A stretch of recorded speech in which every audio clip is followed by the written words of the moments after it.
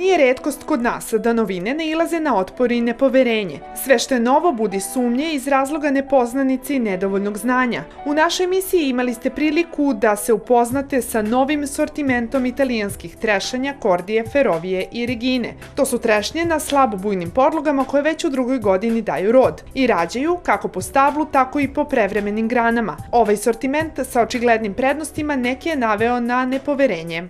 Dokaz da bez novih tehnologija nema budućnosti je ovaj zasad koji izgledom ni malo ne zaostaje za onim italijanskim, a nalazi se u Srbiji. Naravno, firma Agrofertikrop je distributer ovih trešanja i kao što ste lepo rekli u uvodu, svim nevernim Tomama koji su verovali ili uglavnom nisu verovali da u Srbiji može da uspe ova tehnologija. Mi smo to verovali zato što smo videli da je u svim zapadnim zemljama koje smo mi postavili zajedno sa vama i oko vaše kamere je to sve i snimilo.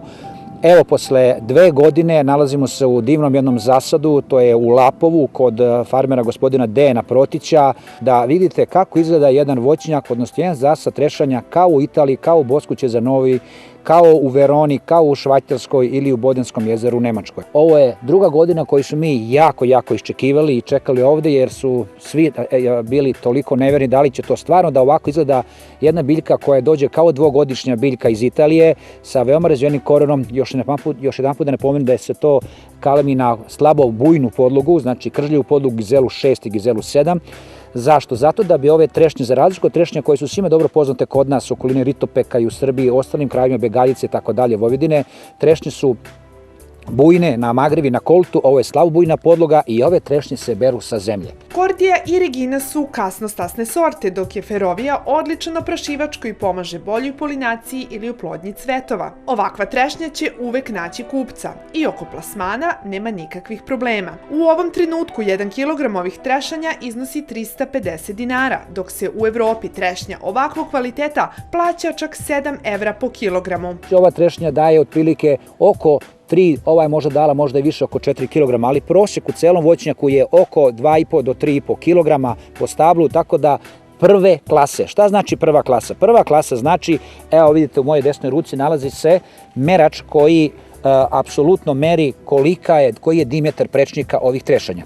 Trešnje se kreću od 28 mm do 34 mm, odnosno težina ploda je od 10 grama do 14 grama komad.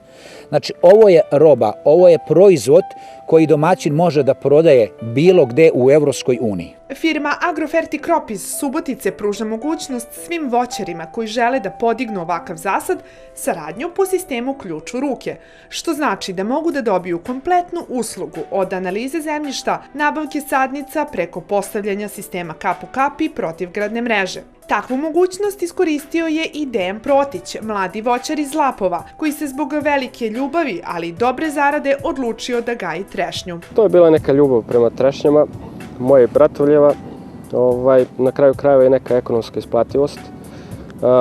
Milutin je spomenuo da je ova trešnja, baš ovaj vid proizvodnje trešanja ekonomski najisplativiji, trenutno možda i najisplativiji od svog voća. Za sada je zasad krenuo da rađa, krenuo je da isplaćuje, da kažem, neko ulaganja. Za naredne 2 do 3 godine bi trebao da postigne pun rod i otprilike celokupna investicija za ovu parcelu bi trebala da bude vraćena. Regina je trenutno u zasadu, po mom nekom mišljenju, najbolja. Naravno, tu su i Kordija i Ferovija. Ko je najslađa, ko je najprinosnija? Najprinosnija i najslađa je Kordija. Najlepša za oko je Ferovija, ova Regina, a Ferovija je oprašivač, ona jednostavno mora da bude tu, ali i ona je isto ukusna.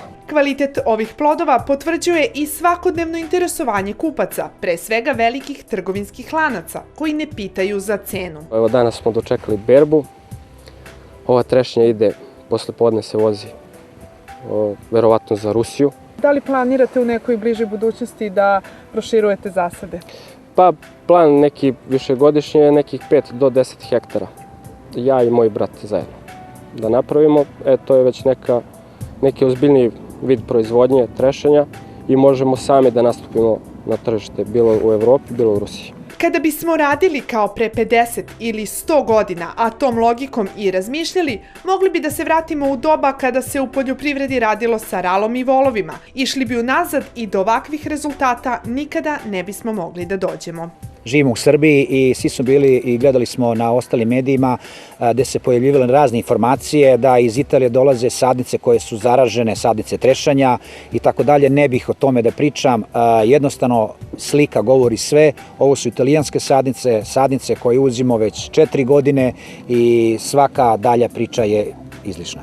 Zasadi poput ovog u Lapovu u Srbiji se podižu svake godine. Taj podatak će ujedno uveriti one neverne Tome sa početka naše priče, da je njihova zabrinutost bila neosnovana i bezrazložna.